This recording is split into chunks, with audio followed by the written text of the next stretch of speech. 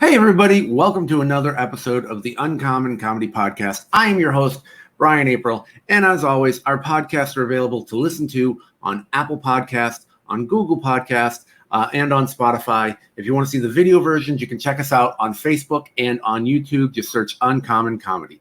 If you have any questions or comments about the material in here, or you want to reach out, put your comments in the video on the comments below. Or you can reach out to me on youtube.com/comedybrian, facebook.com/comedybrian. And 3 days a week, I live stream on Twitch. So if you want to interact live and ask questions and talk back and forth, follow me on twitch.tv/comedybrian. All right, we're going to get into it today. My guest today, the very, very funny guy. I've only worked with him a handful of times, but I've enjoyed working with him. Really, really good dude. Very, very funny. And he just performs all over the country. And I really enjoy working with him. So please welcome the very funny Brian Kohatsu. Brian. Hey, Brian. How you doing, man? Brian's. How are you, Brian? I am doing well. And I do want to just start off. This is more important than comedy. I just want to point out that we are both Brians with an I, which is the correct. We are real Brians. Correct. Because if your name is Brian with a Y, you are always asking why. Exactly. I don't know. I don't know if there's any other. I haven't heard. It's a really big deal in the Brian community. I think it is. The IY debate. Mm-hmm. I don't know about other names or so. Oddly enough, it is the first question I will ask another Brian. I or Y, and they have it already preloaded. I. Yeah. Okay. All right. And if it's a Y, it's a very big deal. Yeah, and then you get that weird standoff. All right. I'll figure you out later, Brian with a Y. Yeah, sometimes they have like a IEN, and you're like, "Whoa, what is?" The IENs are trying too hard. Yeah, the YEN, come on, something's wrong. Yeah, no, that's definitely wrong. So anyway, when I met you, Brian, I went, "Okay, there's a starting point for both of us. I liked you immediately, and then here we are. Here we are. What, 3 years later? Here we are. Exactly. It makes a difference. I think, we met. I think we first met in San Diego we did a clean comedy conference, I think. That is correct. And then we later reconnected at the CCA, Mm-hmm. which is the Christian Comedian Association. Yep. And one of the things that I always start off, one of the things I love about your act is you have such commitment levels in what you do, in your physicality, and you probably know the bit I'm talking about already, but you don't have to do it. It's you do this bit about Wham, and that's all I'll say about that. But like your commitment level throughout that bit is so good, and it's so funny, and that it just really builds to it. And I just it's a tremendously funny bit. It's a great idea, and I'll just do a short version of it. It's basically you saw a reunion tour of Wham, but it was without George Michael. Correct. And so it's ensues. Yes. Hilarity ensues, and standing ovations everywhere. But it was a great bit, and I think, like I said, you're very clever, you're very funny, and you have a great performance. You're an incredible performer on stage, and I just love watching you work. So, thank you. That's super nice. Wow, you're a really good host. Thank you. Right at home now, and what's funny is that bit to me it was one of my first bits I ever wrote, and it's also, it's a lot of people's favorites, but it defines the commitment level, like you said, and that's the thing a lot of people say, like, "Oh my gosh, you're so committed to it," because if you don't, it ain't gonna work. I mean, that'll fall flat so hard if you do not commit. But you go with it full bore, and it works. Yeah. I got heckled once during that joke, which is funny. But anyway, because it's a weird one to get heckled with, and then, like you said, with a commitment. But I didn't let it get to me, and I finished it out. So, but yeah, I just kind of, to me, that bit kind of spells everything else for the rest of my stuff. If you can't give 100% to it 100% of the time, I don't like it when, I gave up on that joke. Oh, shucks. You know what I mean? Yeah. You got to go out and swing for the fence every time, I think. So, yeah, I think the last time, we were together, we were at a contest, a comedy contest. Yeah. The barbecue place. Yep. Yeah. The barbecue place, which, it's good already. And I was talking to, I think, John Brandon. I think I said this to you, and I'm like, I hate contests because it makes me like competitive. It makes me like jealous. It makes me angry. All of that sort of stuff. And it makes me the kind of person I don't like to be. And I was like, but you know what? I'm going to going to just let it go. I'm going to try to just embrace this and have a good time, and just whatever happens, happens. And the way the contest was set up, for people who don't know, this is set up a little differently. They had 4 different rounds of like 3 comics per round. So it was a round of 3, a round of 3, a round of 3, a round of 3. And the audience would vote on who wins, or it was like 3 rounds of 4. I think it was 3 rounds of 4. And so the audience would vote on who won each round. And Brian went up and was great. And I was like, okay, perfect. I'm like, well, he'll be in the next round. And, I'll probably have to go through Brian for this one. And somebody in his round went up and did nothing but street jokes, which are like out of the book knock jokes, like just stuff that you would see on the internet. And he ended up winning over Brian. And then I turned to Brian and I said, and that's why I hate contests. They were voting with money too. Do you remember that? Yes. Yeah. It was like their vote was $1. You like wrote the name I think you wanted on the money. Yes. And then so you had to commit a felony to do that. Which, by the way, the winner I don't think got that money. I don't know where that money went. No, the winner got the money. Paid for some. Okay. So winner takes all. Pays for the barbecue for everyone. That's good. $77 to be exact. I think I had the little girl in my round too. No, she was in mine because I tied her. Was she in your round? Okay. Yeah, she was because I tied her. I've been doing comedy 22 years, and I'm up against the girl who's 13 years old. She's great and all, but we tied. Great, but yeah. And I was kind of like, all right. And so then I was like, okay, well, just have her advance. I don't care. I want to go watch somebody else perform somewhere else. And then they were like, now we're going to bring both of them up on stage, and you get to vote by applause. And I was like, no. Yes, like, I remember. I'm not going to say she cried. And then at that point, I'm like, Brian should be spelling his name with a Y. Exactly. What a loser. What a jerk. So funny.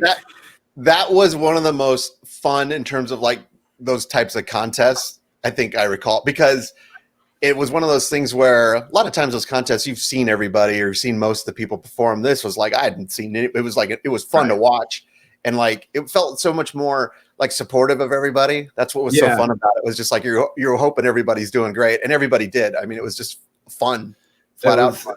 It was weird. I'll say that. It was definitely fun. It was definitely fun, but it was some very bizarre circumstances. So, that could go down as your. If anybody asks you what's the weirdest contest you've been in, well, that's got to be right up. That's definitely the weirdest contest. But we will ask about the weirdest show coming up a little bit later. So, right. But let's find out a little bit about you anyway. What inspired you to start performing?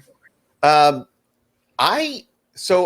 don't come from a family that's really like entertainment bound or anything else like that. My dad was a farmer, but my dad was, my dad's Japanese, and my dad was pretty, not extremely traditional as most people might think in terms of what their opinion of Japanese people are. Very stern. I mean, my father was like that, but he was very cool in that. He always said to me, "You're really funny. You should go to clown school. I'm going to send you to clown school. This should be the thing. I'm going to send you to clown school, and that's what you should do." And I used to just, whatever, Dad. So I'm in high school, same thing. You should go to clown school, and I'm like, whatever. So by the time I got out of high school, even college, I started my business when I was 20. I own a video production company. I was very much that 1980s cliche kid. I want to make money. I want to make it in this world. So that was me. It was the Michael Fox family ties. It's just like, let's do that. And then I don't know. I mean, I still have my video business to this day. But I mean, I guess I was 32, and then my wife was pregnant with our son.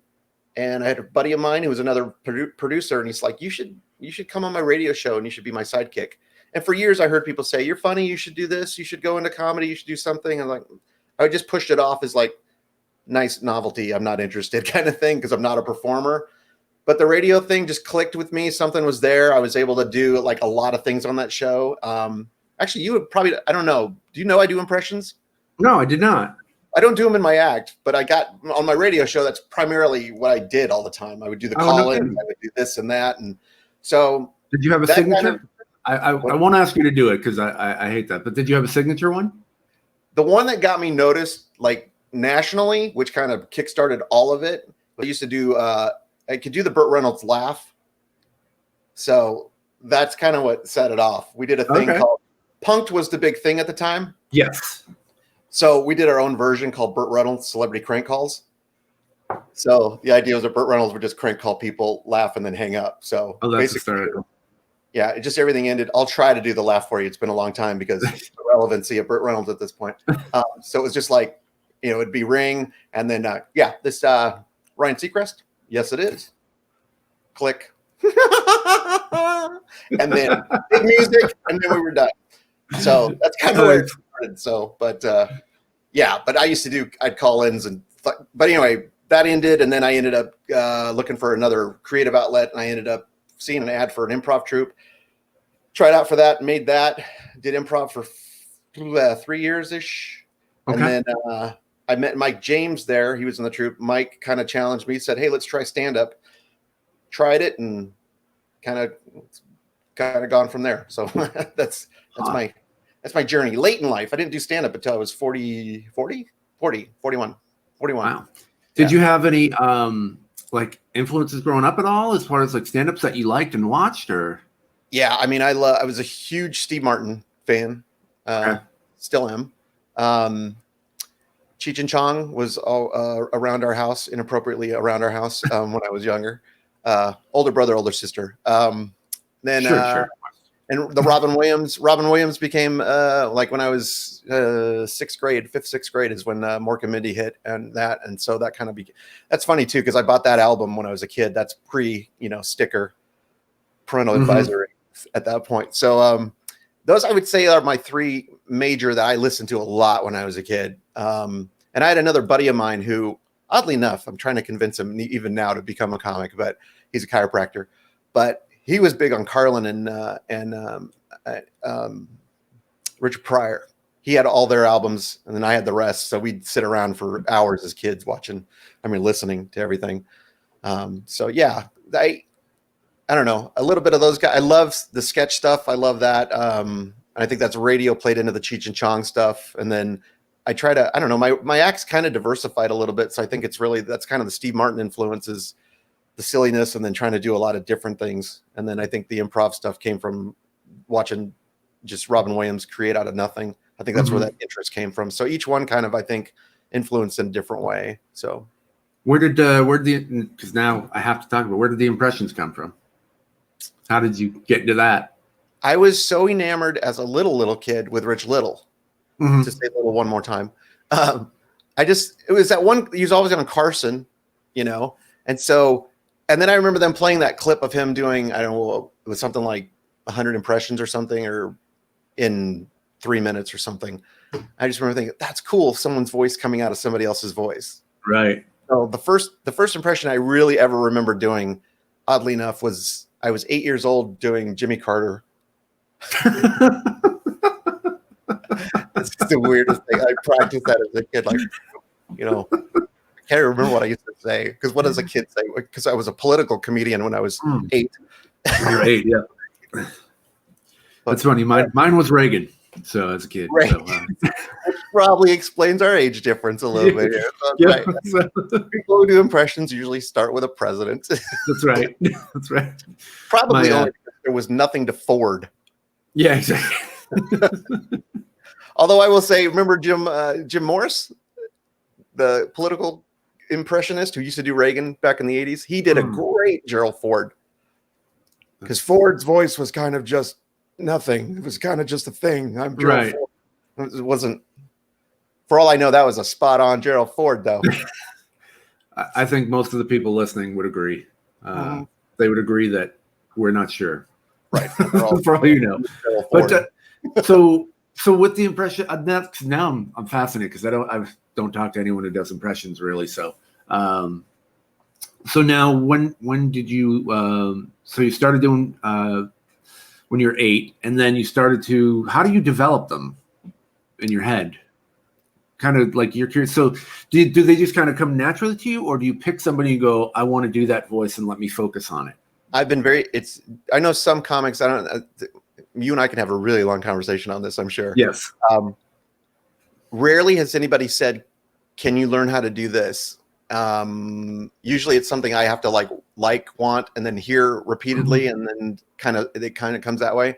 I remember in high school, a friend of mine said, "You got to learn how to do David Lee Roth," which to a degree, it's not bad. I can get through Just a Gigolo in a karaoke with people standing up. That's that good. But anymore, who's David Lee Roth? Am I right? I got I got a bag full of impressions. So well, we just need to do a retro show. We just need to do a retro show, so I can break out some of my old ones. You can break out your old ones. Let's do this. Let's do this. I love this idea. Happen. That's right. I do the same thing. I used to do the same thing in karaoke. I would sing like Kermit the Frog. I would sing Rainbow Connection, and I would win so much money at those contests because they just weren't expecting Kermit the Frog. Exactly.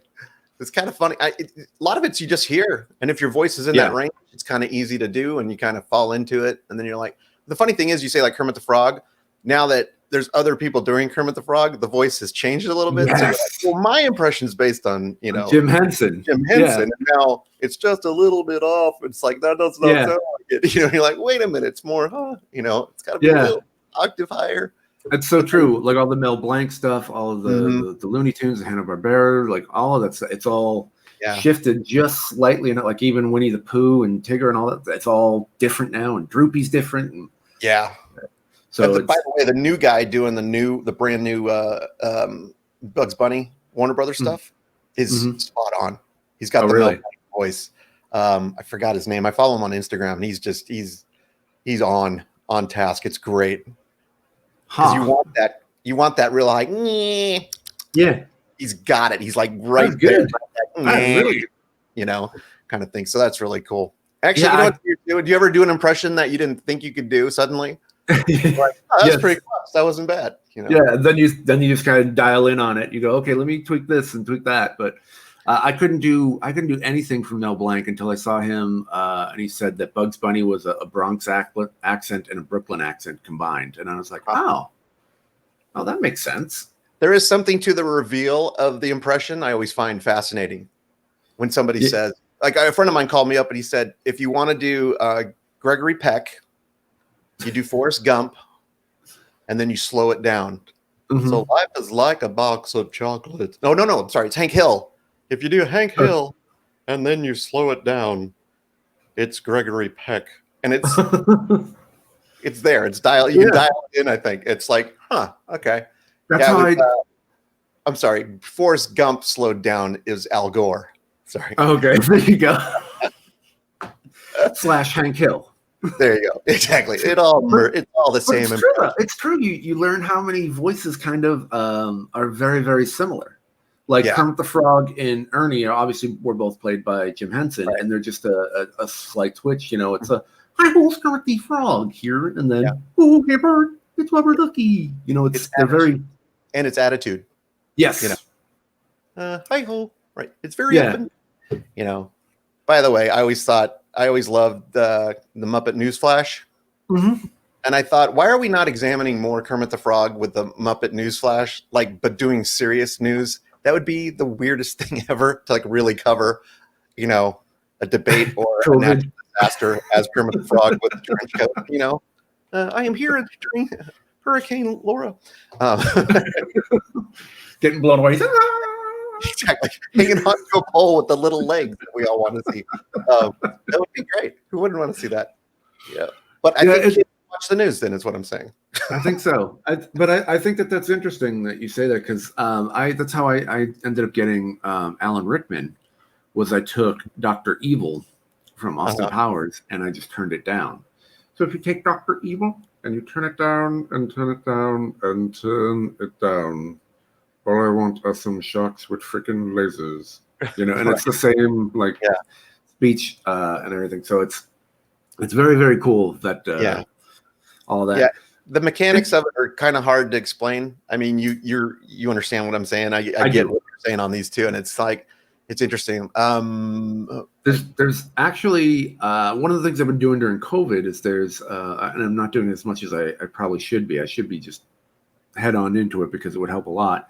There's a video that I found on YouTube, and they break down all of the different functions of larynx, vocal cords, really? soft palate, tongue, all of that, and do exercise. And they show how to do certain impressions based on like a super technical way. So it's like, okay, for this, you want to raise your larynx and you want to tighten your vocal cords and you want to put your, your soft palate here and you want to have your tongue here. And it's like super technical, but That's I was like, if I can learn how to control, like, I think we do them instinctually, right. without knowing it. We just go, oh, I just do this with my voice. And we don't realize we're lowering our larynx or we're raising our larynx or whatever.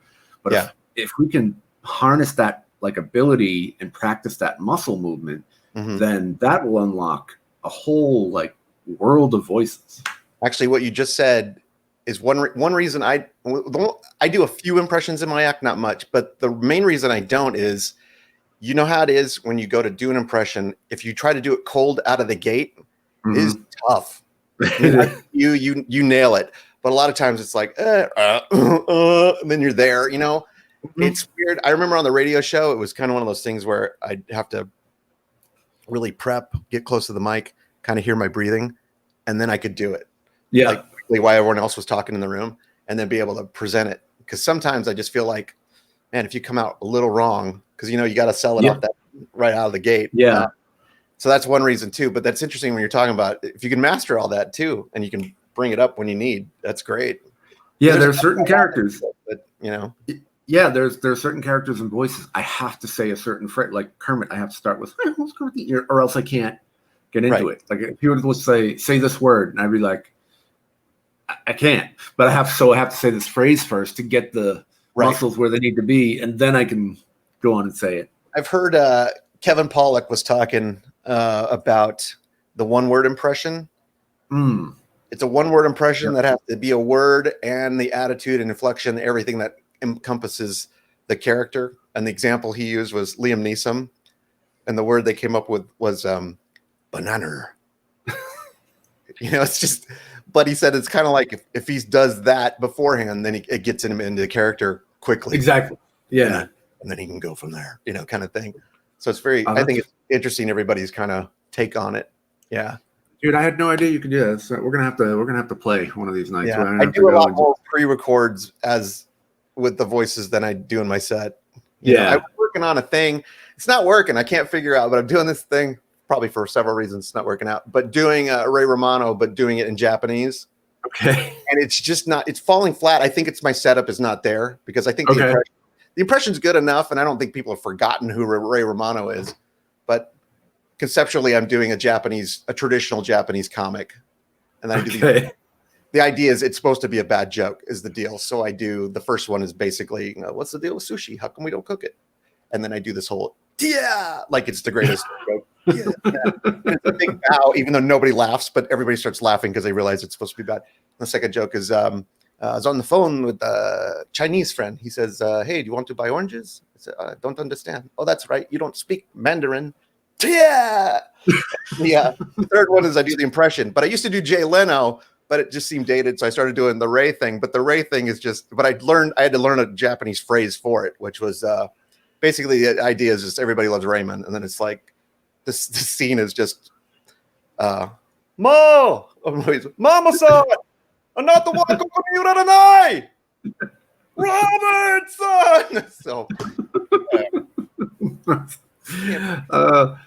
I think that's the worst part about doing impressions is when they become dated. It's like, no, because it takes so long to dial them in, and it's like, I don't care. I'm still going to do it. Like, that's why I'm glad that, Creed came out a couple of years ago. All right, Stallone's back in. Like, he's back in the pop culture. Like, that's exactly it. You're like, here's a ditty from 1986, whatever it might be. Yeah, it's just weird. Yeah, over the years, too, there was impressions that I used to do that just have faded out. Yeah. It's not going to worry about it.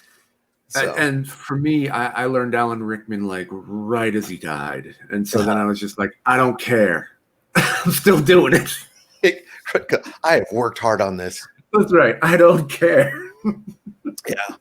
I have a pretty decent, I have a pretty decent Dennis Miller, which is for nothing at this point in anybody's life. But we should do like an obscure voices podcast. Just all these random. It's for a very limited audience. That's right. I don't know. Oh, that's There's an funny. audience for it somewhere, Brian. Hey, who wants Jimmy Natowski from Taxi? Huh? Exactly. Hey. Who wants that? Anyway, all right. Well, we definitely need to talk more about this. So this is For definitely sure. we got to do some fun things together. We can definitely have fun with voices. So now, do you remember your first stand-up show that you did? I do. So I was still doing the radio show. And then I had a friend of mine who was a comic who said, "Do you want to host it?" And I said, "Sure," because I was apparently didn't know any better. So I said, "Sure." And then I kind of wrote out what little jokes I had, right? But the problem was on the radio show, my radio partner, Stephanie, she would do the setups. All I had to do was punches. I wasn't thinking that through. So when I went up, it was horrible, right? I mean, it was just, I had one joke that worked. Out of the rest of them, it was just babbling. So then I said I would never do it again. So it was 4 years later. Yeah. Until I actually did stand up again. And by that time, yeah, it was after improv and everything else. So it was a little bit easier. Still very, insane on, can't believe how much my body was like, after it was over. Yeah, it's crazy. Now I respected it, I think. And now I knew it was a little bit more nerve wracking to actually do it. And people I knew were there. So it's like, but yeah, I remember getting off just like having the worst headache in my body, just feeling like it was just tight the whole time and finally like released. So yeah, I remember it well. That's funny. Now I have never been an improv guy. And I actually took an improv class last year. Okay. It was like a tool that I was lacking. I felt that I might be lacking. I'm like, I could sharpen this tool. And it was the hardest thing I've ever done in my life because you just get programmed of 2 decades of write, edit, get it perfect, get it perfect, get it perfect, get it funny, get it funny, get it funny. And they're just like, just say whatever, man. Just say whatever comes to your brain, and that's fine. And it's absolutely just I would try. They would do a drill or whatever, and I could just see my brain just go gear, and I could not get out of that rut. You're so was you doing that part of your brain? Yeah. So was you starting with improv? Do you think that was an easier transition to go into stand-up because they're very different disciplines? So I don't know if you know this, but I teach improv at my home club, Stir Crazy Comedy Club, Glendale, Arizona. And if you're a comic, I cannot get you booked. So okay. Anyway, because we're closed right now. Anyway, no, but a lot of times I see like there's a lot of good comics have good material, but they don't know how to perform. And improv will gives you a lot of performance, because you're on stage and you're doing it from nothing, and you got to figure out how to really sell what you're doing very quickly because you're scene oriented. You have to move around. You have to pick up an invisible cup and pass it, or open up something, or you got to use your whole body in it. And then when it transfers over to from improv over to stand up, then I think now you know how to use your voice, create a character, do an act out, and stay in the light. It was a big pet peeve. I always see comics dip into the light. It's like, oh, where are they now? No, people can't see what's going on. But I think it really does help you in your writing too. It clears your mind, gives you different options too. You can kind of run through the gamut of like, okay, where does this take me in this joke? And, because I've been toying with the idea. Actually, I have a pseudo class that I'm doing right now as a test class with some friends, improv for stand-up, which is strictly just improv techniques and how do you apply them. So learn them from me, be able to use them, and then implement that into your stand-up. And so far they love it, because it is actually accessing that different part of your brain so that you can say, okay, the yes and thing, just say yes. Okay. Because a lot of times too, you're quick to say no to yourself when you're editing. Right. Like you said, you edit so much, you're like, that's dumb. No, that's stupid. Okay. Next. You didn't even give the joke a chance, Right. So it's just see where it takes you and see but say yes. I think my stand-up is actually really based in the yes and, because I try to there's a lot of guys who are like, oh, my marriage, and then they go off on like what's wrong with their marriage. Even if I have something wrong in my marriage, I yes it to a positive. Like, I love it when my wife complains. Right. How else am I going to know when I'm not doing things correctly? Just turn it. Right. make it more positive, because there is a lot of wah, wah, a lot of times from a lot of comics with, let's just keep it on the down, like we're all suffering together, right, in our marriages, well, Yeah. That's one thing I've always said. I've always seen that, it's always, everyone's always like bagging on it. It's like, no, like embrace it and enjoy it, and there's positives to it, and it's also the same too. I don't know if you see. I see so many comics that go out there and talk about what a loser they are and how terrible they are with women and how they're inadequate in certain situations, and then you see them after the show trying to pick up women, and you're like, why would you think that you're going to pick up somebody after listening to what you just talked about and how terrible you are at everything for the past 20 minutes? It's so fun. It's so odd what you put out there. Yeah, it's very weird. But so just that whole improv thing though is do you do any, like, do you do a lot of crowd work as a result, or? It's funny, I don't. Lately I've been trusting myself. Lately, pre-pandemic, I've been trusting myself a lot more. I like to do what I like to call reactionary crowd work. So if something happens, somebody says something or something in the front, kind of just, be able to talk to the audience in that way based on something that's already happened in the room. I don't go out to the, what do you do kind of mentality, but I'm not afraid of the audience to talk to them. I just depends. I got to feel it if it's right. And there's some nights it goes well, but I do a lot of stand-up improv shows. So Mike James and I, again, we were in the improv troupe together, and now we're doing stand-up together.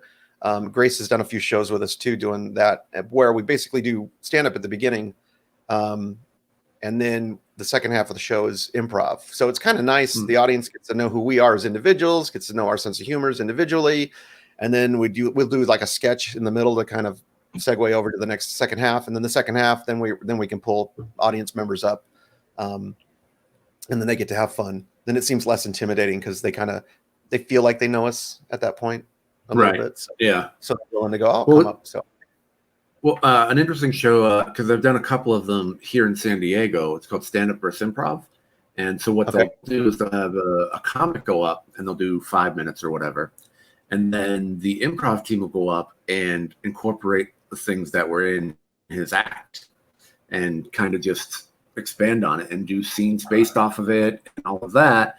And it's actually kind of a cool thing. They go, hey, if we come up with something, you can use, take that into your act and incorporate it if you'd like. And so, they may take it a different direction that you go, oh, wow, I never thought of, going somewhere with it. And then after that, they would do another comic, and then they would, they would do like 10 minutes, 5 minutes on, and then like 10, 12 minutes of improv based off of his scenes or his act. And they did that 3 times, and it worked really well. It was a really cool dynamic. So it's actually a really cool concept. It's interesting that there's a little bit more. It used to be a little bit of stand-up versus, in a bad way, improv. World's not getting together or something. But I think there's so much. I think for stand-up they could totally learn from improv. Because the funny thing is, if you're a good stand-up and your career's going great and you want to segue into commercials and stuff, you should have some improv skills. So for those auditions alone, plus the world's changed too. You look at like Larry David and the way he does his show. It's just it's more of an outline. This is what needs to be said, and this is where we need to be at the end of the scene. No script, just improvise it, and you got to have those chops, a little bit to be able to do it. So. And there's something about improv too. It's just, I don't know. There's been several times we've gotten in a situation where it's like, we're doing how long? You thought we're doing what? Okay. Yeah, we can fill the time. We'll figure it out. Maybe if it's 15 extra minutes or something else. That's fine. And it adds a variety, I think, to the show too. So, but I highly recommend people taking it, even if they don't intend on ever performing improv. Have the skill set. You'll learn how to be a better listener. You'll learn how to, learn some different techniques on how to write. Definitely, like I said, the performance stuff too. I mean, there's no way. Now, Brian, would you happen to know of a place again that, I think you mentioned it before. Is there a place where teaches improv? Well, maybe in the Glendale area? My favorite would be Stir Crazy Comedy Club. So you can always go to stircrazycomedyclub.com and jump on there. There's no classes at the moment, but soon. Who knows? Who knows? Maybe some online classes. By the time we're done, we might have to actually. There might be something up. So we'll see. Maybe we are currently recording as of we're Labor Day today. So Labor Day today. Very cool. So all right. Yeah. So all right. So anyway, let's get back to your career. Now, how long did it take before things kind of clicked for you for the inconsistency of comedy? So good show, bad show. Let's see. I would say probably, I don't know, 3 years. I would say where it's kind of like I felt like okay, every show seems to be going very very well now. Prior to that, yeah, it's a hit and miss. I think one thing too, it's kind of an advantage is that I was older when I started, so I'm not talking about a lot of things like young guys will talk about. Dating or things going bad and that kind of stuff. I'm pulling a lot of stuff from real life and not too much observational stuff. So like, I don't know, I had a longer life to pull from for things. So I think that would kind of really helped. And then most, so I mean, your relevance to the audience, I think is a little bit more broad, to that base versus if I was too young, sometimes I see that happen. So, because I see a lot of comics going, this audience looks old. I'm like, well, they're my age. So, so I think that kind of helped early on because and again, coming out of, like I said, about 3 years of improv kind of helped in terms of I could concentrate on the writing because I wasn't so fearful being on stage. I could actually I wasn't learning both at the same time. So I could just concentrate on working the jokes correctly and not being afraid to be up there.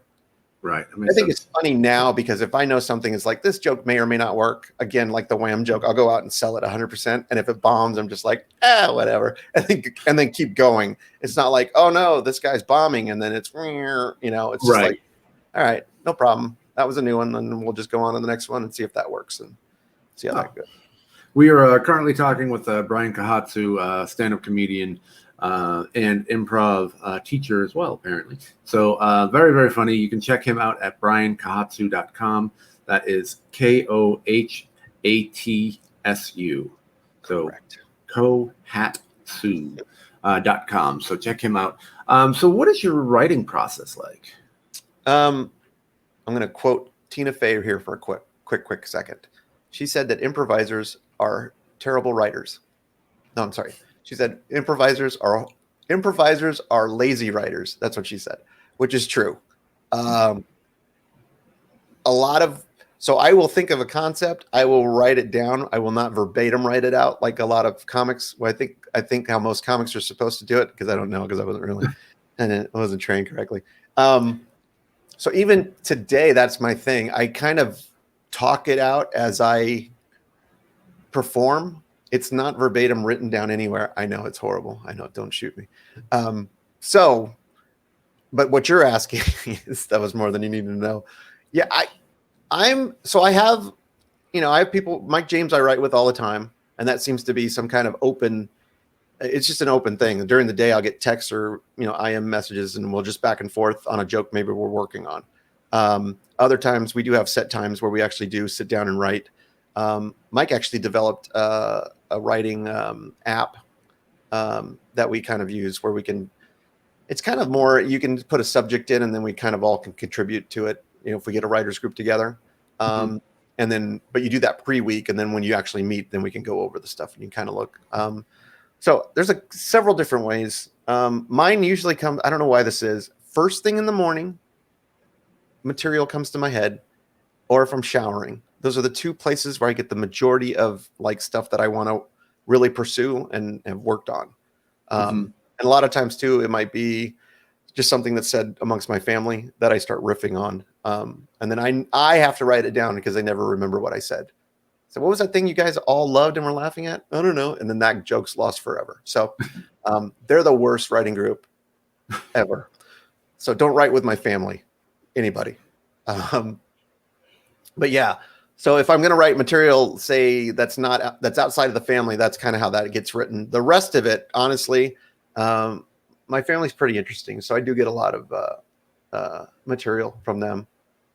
Like I said, I've known my wife my entire life, like since 3rd grade. So there's a lot of material in terms of just knowing somebody for that long. I'm working on this thing now about shared memories because we do.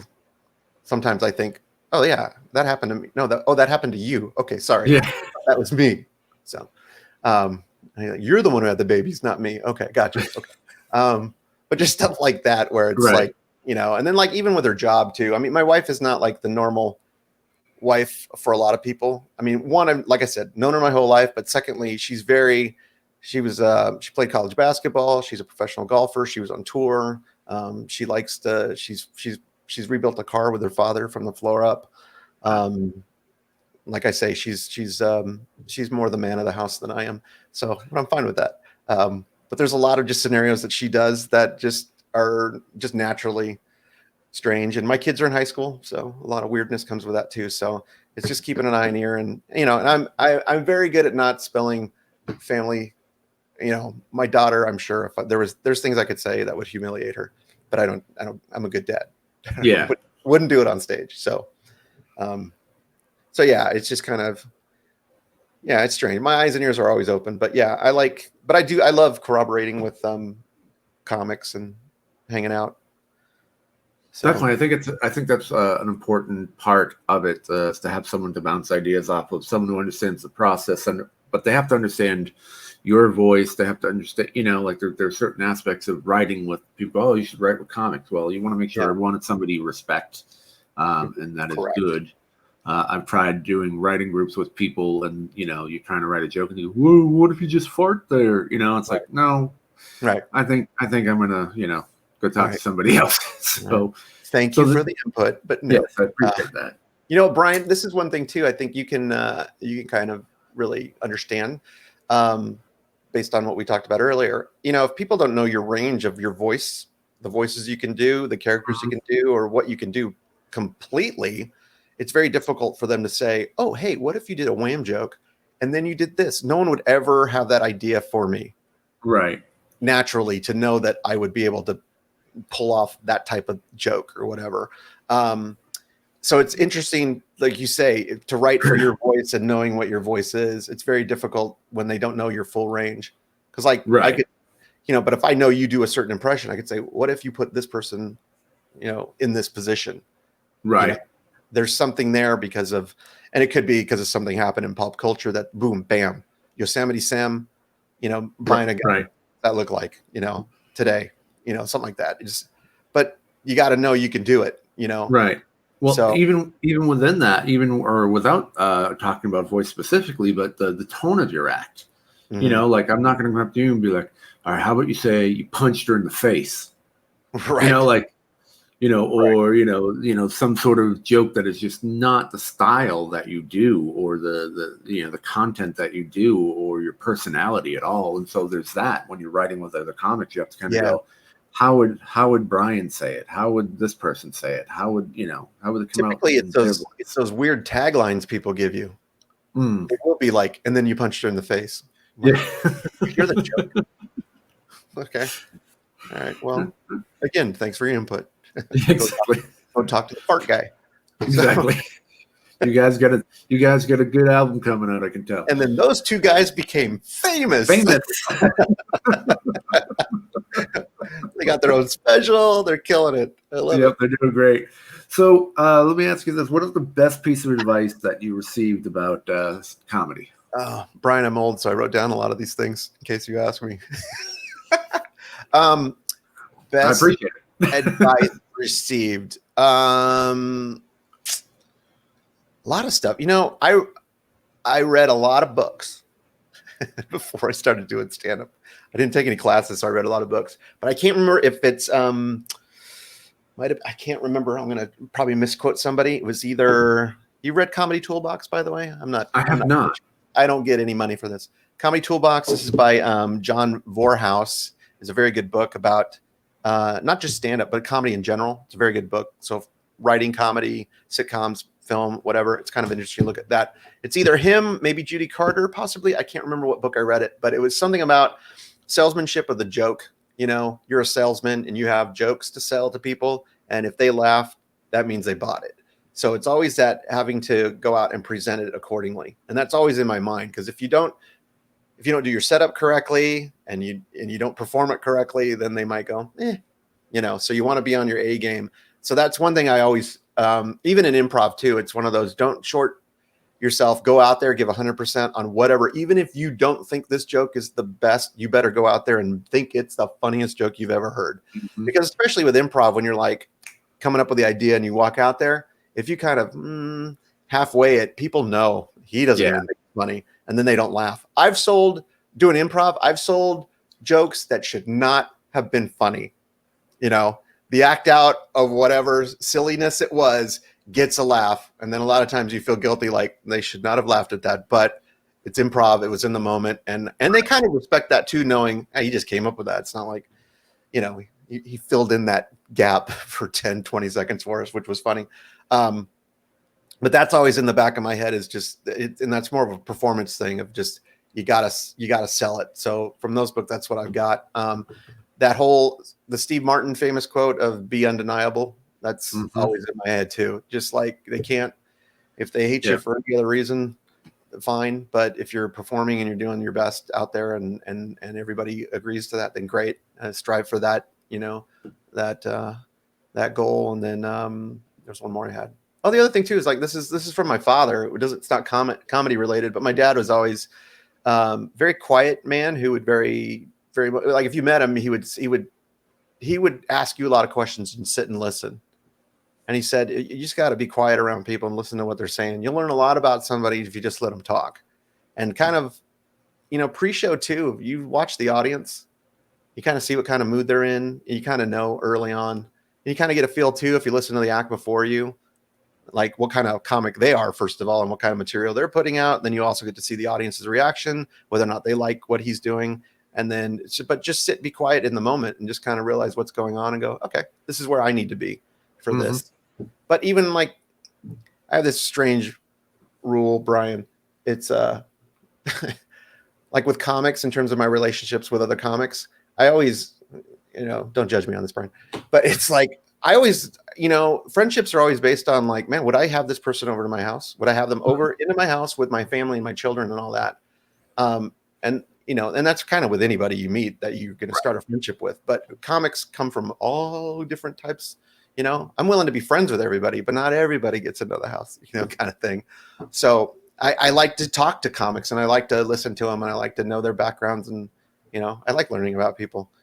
A lot of times too, they'll say things to you, you're like, that's really fascinating. Tell me more, or there's a bit in there and they're not realizing it, or maybe it helps you with a bit you've been writing. I don't know. Yeah, it's comedians are we're definitely a weird breed, and it's nice to find good people that you can like kind of hang out with, and that aren't all the time, or just always jealous and always competitive and always this, and there's so much of that. I'm like, just, it's okay, dude. We're not on stage. You're not getting paid right now. Like, let's just chill out. So I always, when they're on all the time, those are the ones I really want to know more about. I want to know, so what's going on with you in your life? A lot of times you'll find some stuff that you're like, this guy's, he's a good guy. He's either got some stuff going on at home, or he's had a hard life or something like that. And just trying to get them to, just talk to me. Don't perform to me. Just be, just be a human. Yeah. Just be a human for a few minutes. And I love that. I just love like real conversation with comics, Yeah. It's nice to have that. I always kind of tend towards the comedy side of it, but I do try to make sure that I go, hey, how's everything at home? Everything good? You try to keep that in mind too, because we are all people and we are all going through stuff. But I mean, I'll talk shop forever with somebody, and that's one of the things I really connect with. Is if you're passionate about what we do, then I'm just like, okay, I get it. But so let me ask you this. This is my favorite question. We ask it to everybody. What was your worst show ever? Worst show ever? I got to go to my list because I gotta pick one. Oh yeah. I'm glad I did this. I'm glad I wrote this down.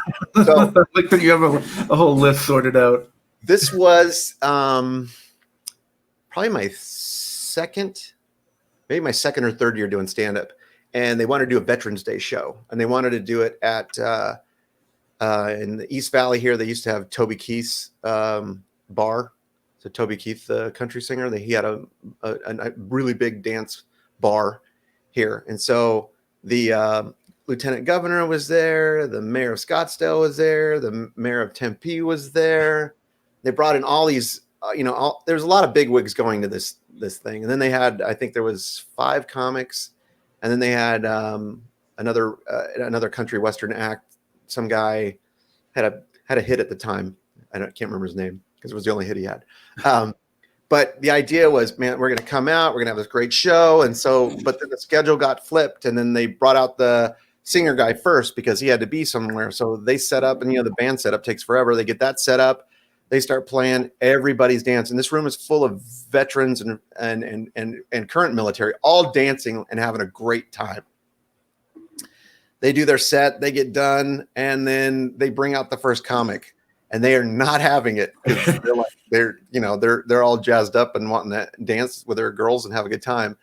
First guy goes up, and he's just, oh my gosh, it was rough.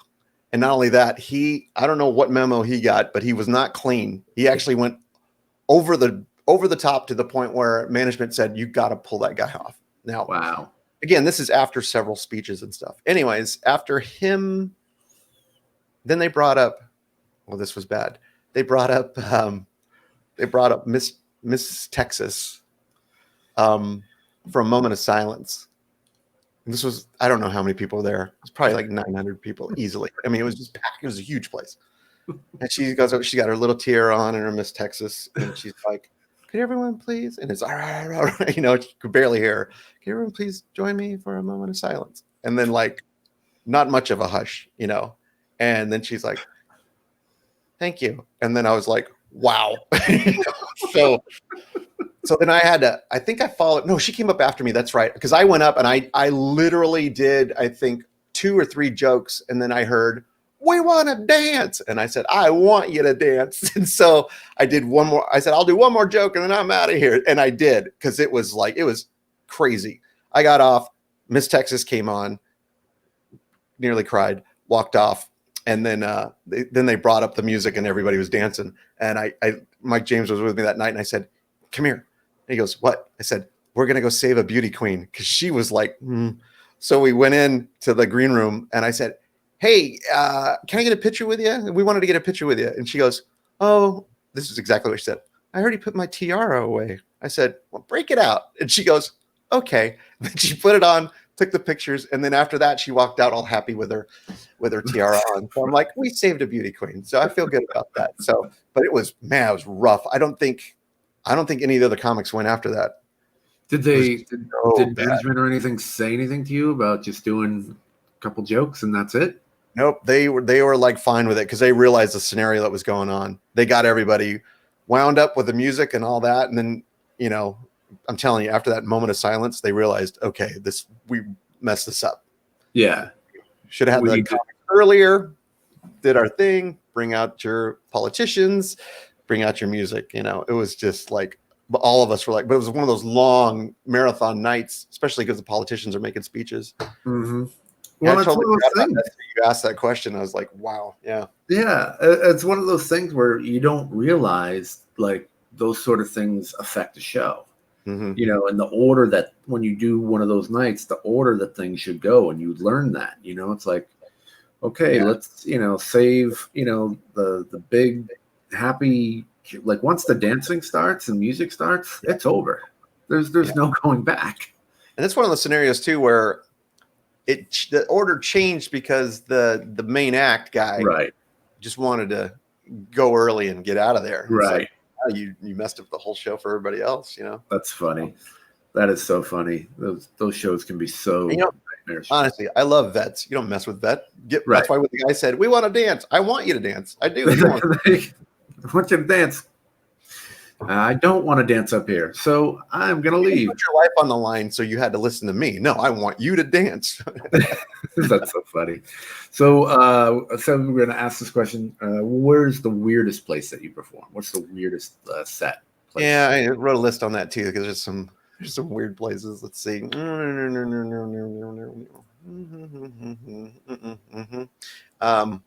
Ooh, you asked good questions.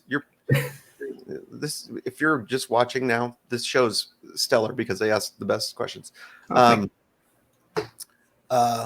Oh yeah, that one too. Oh wait, you asked what was the question again? It was the weirdest place. Weirdest place. Oh, weirdest place. I think right off the bat has got to be. Remember Tilted Kilt? Yes. Okay, so Tilted Kilt's headquarters is in Arizona and in Tempe, I believe. What is Tilted Kilt for people who don't know? If you don't know, it's the term is restaurant, where the ladies like to wear revealing clothing. They're not nude, but it's revealing clothing. And these girls were apparently they're Scottish. So they all have the kilts on, and that's really the theme. That's the whole thing. So yeah, it's like a Scottish Hooters, basically. Yeah, Scottish Hooters, exactly. So somebody decided they wanted to try to do a book show during the week, and so the money was really good. I mean, I got $100 for 10 minutes. I'm like, yeah, I'll go. Get there. But the thing is, sports bar, a lot of, okay, they had, I'm not kidding you. And this is probably exactly right. It's a little wood. It's technically a box. Maybe it's that thick. So it's that you're standing on. There's one light above your head coming straight down. The microphone stand, I don't know where they found it. It looked like it was out of a garbage can because everybody, when they put it back, it would like clunk, fall apart. And that was it. You had to stand in that one little spot, and then all the games were still on, and people were all watching. It was a nightmare. I'm like, this is really strange, And a few tables, they play. As a softball team came in, they were listening because they'd hear one or two laughs, and you go, right. Oh, somebody is listening. Thanks, guys. That was weird though. It only lasted about a month or so, but I jump on those early, especially when they're like, "We have money now." Well, you won't later, so I'll exactly. I've done a lot of first shows for a lot of so a lot of first and last shows. That's why when you're an old comedy vet, like, oh, a new room's opening up and they're paying. Well, I'll get on it. Yeah, exactly. Get on it. Get a few extra bucks this week, whatever. But yeah, that was weird. That was a weird one. And then I did an improv show with my troupe. The original troupe I was with probably had 18 to 20 people, and it was early on when we first opened, and one night there was no audience, just one girl that was kind of on a pseudo date with one of the guys in the troupe. So it was 18 people performing to one. That was weird because especially improv, like, we need a volunteer. Okay, I guess you're coming up. So at that point it becomes a workshop. Yeah. It was just weird. Yeah. Those are There's plenty of weird ones.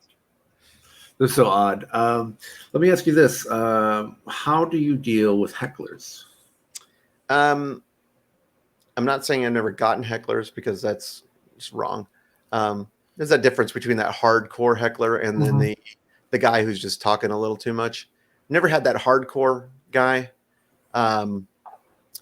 But usually it's just one person talking. It's kind of an improv thing. Yes, and because they want to be heard to some degree. So if they're overly whatever, then you yes them, like going, yeah, I agree. Yeah, whatever. Just kind of so they know that they heard, and then try to get them off subject. I have one joke that's kind of weird. That's twice now I've had an issue, which has the heckle, or we'll call it a heckle, has nothing to do with what's going on. So I do a joke about women who wax their eyebrows and then draw them back on.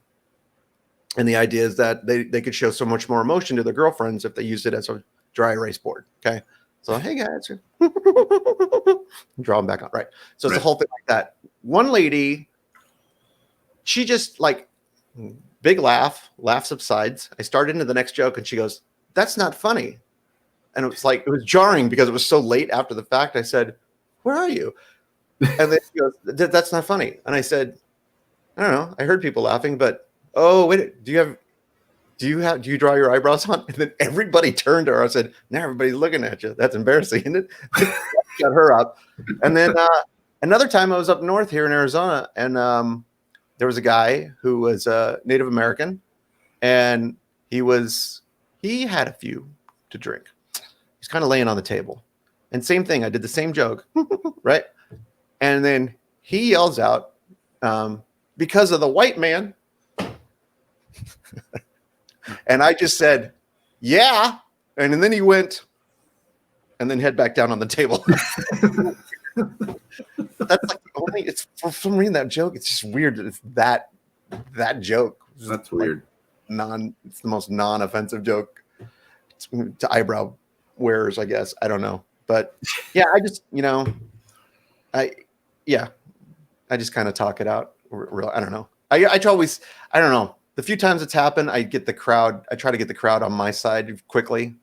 Like, that's annoying. And then they all laugh and look or whatever. It's like, we're cool, right? He's better than this, right? Yeah. I don't know. You do what you do, but yeah, that's just kind of whatever works at that point. Or get louder on the mic. That's always. That's generally my first go-to is to try to talk over it, but get louder than them. Yeah. But I think a lot of people like my act doesn't generally lend itself to heckling because it's just it's high energy and it just goes, and I don't ask a lot of questions to the audience, and so you just try to. I don't sit there. So, do you guys think this is? Like I don't. Right. I don't care. I don't. It's funny too, though. As a clean comic, you don't get heckled by clean. Usually, if it's a clean audience, that likes clean comedy, they're not going to be. I had kind of a heckle at a church. Oh yeah. It was. I consider it a heckle. I've been heckled at a church. Again, it's not like a derogatory thing, but just like the interrupting yelling, and you're like, all right, that's. Kind of interesting, but I was doing my chocolate bit, which I don't know if you've seen or whatever, but it's this how I have this emotional relationship with chocolate or whatever, and I get into it, and it was the Valentine's Day show, and they had been handing out chocolate to the people at the show, and I'm in the middle of my bit, and then chocolate calls me up, late at night. It's like, hey Brian, what are you doing, whatever, and I'm like, leave me alone, chocolate, and the guy just takes the chocolate, hucks it up on stage right at me, and you just see him and land right at my feet, and it was like right to the side. Wow. The whole place goes crazy. Wow. The whole place. And I was just like, I just stared at it for a second, and I was like, and I just went into my punchline, which worked with that whole thing. And it worked well, but it was like, I was a little upset because I was recording, and I was like trying to get good audio to like submit to Sirius XM or whatever. Sure. And I was like, dude, you just totally, I'm in front of 800 people, and you just threw a piece of chocolate up at me. It's like, what are you doing? Like, who has that ready to go, Yeah. And it was funny. I could see him, like sometimes you can just see, when you're on stage, and I could just see him like reach and just toss it like a underhand softball, and I was like, what are you? That's bizarre. It was so bizarre. And it was just like, why would you even do that? Anyway, on any given day, I don't have a candy bar in my pocket ready to go or anything. Which now you're making me rethink my life now. So, but they armed the audience with chocolate, so I was fortunate I wasn't pelted with chocolate. That's weird, man. Yeah, because oddly enough, that's one of my weird fears is getting something thrown at me for some reason. Not at a church show or anything else like that, but I still do the clubs. Yeah. And I'm not offensive at all, but when alcohol's involved with the audience, you never know what's going to happen. Logic doesn't matter anymore. Yeah, but anything just getting thrown, I would think. But if you could see the guy actually going down for it, that's another thing versus out of the darkness, because you can't see a lot of. You're up there. It's like front row maybe. Yeah, it was very bizarre. So that's why I move around a lot. Yes. Nobody's acting target. Will you stop? I'm trying to peg you with this Hershey's Kiss. Say, do you have chocolate? Then yeah, I'll stop. Go ahead, right here, buddy. So yeah, I had somebody else hand me chocolate in the middle of that joke too. So if you like chocolate, that's the joke to tell. There you go. Apparently. Yeah. So we're talking with Brian Kohatsu, stand-up comedian. You can check him out at briankohatsu.com. That is KOHATSU.com. All the links to his social media there. Very, very funny guy. I got one more question for you, then we're going to get into the organization that you wanted to spotlight. Okay. That question is, what advice do you have for new comics? We touched base on it a little bit. My biggest advice is take an improv class if you've not taken one. I think you will realize that there's a lot more to it than I think people realize. It's not just, I mean, come on, I'm going to be really honest here for a moment. I mean, sometimes there's a lot of bad improv out there. So if your friend's in a troupe and they're like, come see us, and it's not that great, don't think that that's how all improv is. And also realize that those people are really putting themselves out there, and they're doing something different. So give it a try, whether or not, and again, some people do it not to perform, but just get the skill, because when I teach, because we don't do a troupe at Stir Crazy. We don't have a house troupe. We don't do that. Because it's a stand-up facility. But I teach with the idea for stand-up comedians, for real estate agents, for people who just want new people skills. That's kind of how I teach, because you will leave. I've had so many people tell me I am so like in tune with my job now. I listen in meetings. I'm not afraid to put in my ideas, because that's what I try to instill in them is with improv, you gotta, when the idea comes, you gotta say something, you gotta do it. And I call it stop shooting. Don't shoot on yourself. Okay.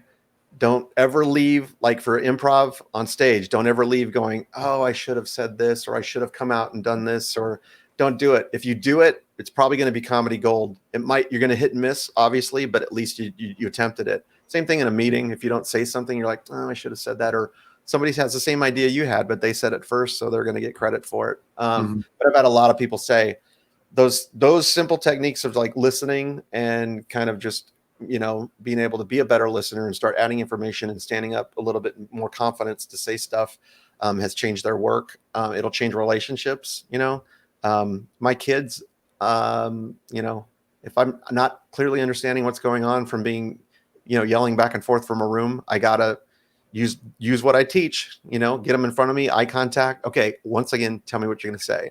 And if it's me having to look and listen and then repeat what they've said back to them, then they know I know that I've heard them, and now I clearly understand what they're saying, because there's a lot of miscommunication. So, but improv class will help you be a better performer, all that good stuff. But you'll come out with skills you'll use again, even if you never perform improv. So that would be my number one, and that's not because I teach it and do it. It's I've seen results from people. Even before that, I just think it's important. Awesome. All right. That's good advice. We want to shift gears now and talk a little bit about an organization you said you wanted to spotlight. So please tell us a little bit about Compassion International. Yeah, Compassion International. Basically what happened was a few years ago, the church that I go to, they think big, and they reach for, they'll try anything and say, let's see what we can do. And over the past, I've been going to the same church for 30, long time. What happens when you never move from your hometown?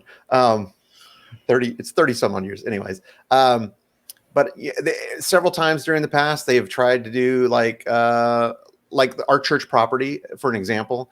When the property became available, they said, we think we can buy this property, but if everybody wants to just really, we'll set a date, everybody give as much as you want, we can maybe purchase it instead of, getting the property and then kind of just piecemealing and paying for it. We can pay it free and clear. And we did. When we managed to make like over $1 million in one day, everybody brought. Okay. So they do all these big things like that every once in a while. And it's great. So they said, we want to take on, poverty and try to help some kids. So they partnered with Compassion International. And this was, I think, 4 years ago during Christmas. And we basically, everybody agreed we're gonna go and we're gonna sponsor a kid through Compassion International in Colombia. And it was amazing. Every kid from Colombia has a sponsor now. Wow. So it was weird. If you went to Compassion International and you clicked on Colombia, it said there are no children available. It was something like, I don't even remember what the number was. It was high. It was a lot of people having. So Miguel is my sponsored child. He is, I think he's 7 now. He just had a birthday. Or birthday's coming up. That's right. So, in terms of charity, it's kind of interesting. This is how, like, if somebody has somebody in their family who is, say, for instance, maybe died of cancer when they were younger, they get very involved in the American Cancer Society. I was fortunate enough that people in my family lived a very long time and we didn't have any issues like that.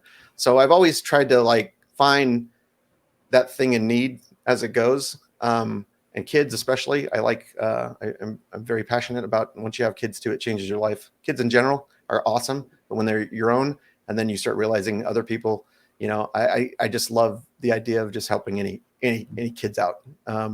So this was a perfect match for us, and it's teaching a lot to our kids too in terms of how the world is. Not everybody is as fortunate as them to have a Xbox at this moment.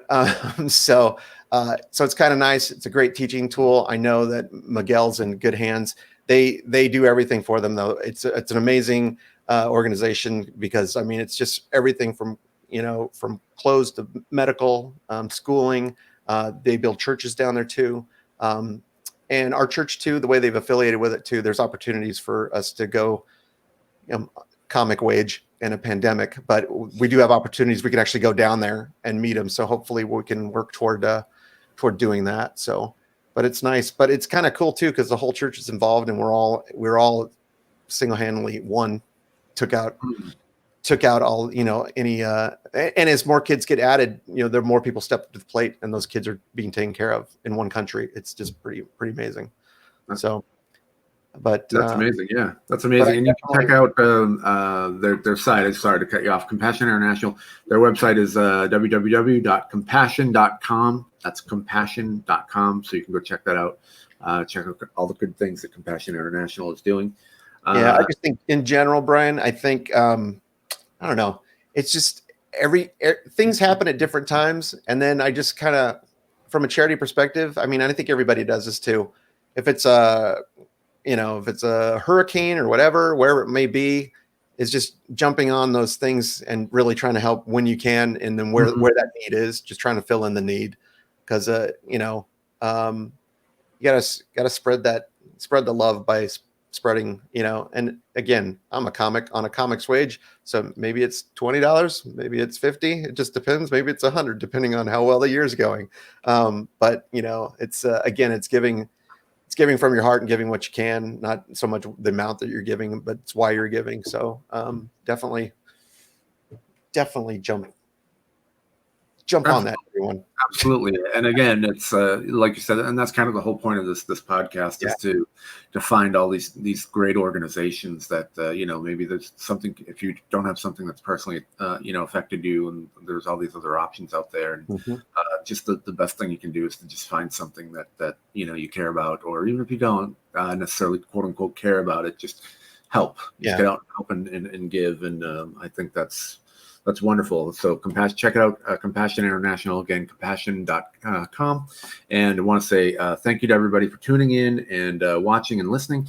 And I'd like to say a big thank you to Brian Kohatsu for taking your time today. It was great to get to kind of chat a little bit, learn your story, and find out a little bit more about you. And I really appreciate you coming on.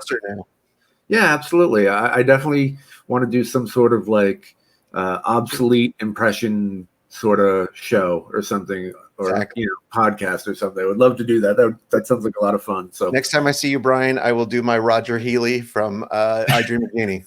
It seems to be a favorite with some people that know it. So, and that's my little teaser for you. So we'll get together. We'll do that.